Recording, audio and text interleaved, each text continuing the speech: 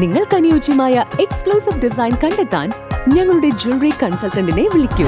Premdeep jewels, the biggest boutique jewelry in Palakkad. വാണിയംകുളത്തെ വാഹനാപകടം ഡ്രൈവറുടെ അശ്രദ്ധ മൂലമെന്ന് പ്രാഥമിക നിഗമനം. ഒറ്റപ്പാലത്ത് പരിശോധന കടുപ്പിക്കാൻ മോട്ടോർ വാഹന വകുപ്പ്.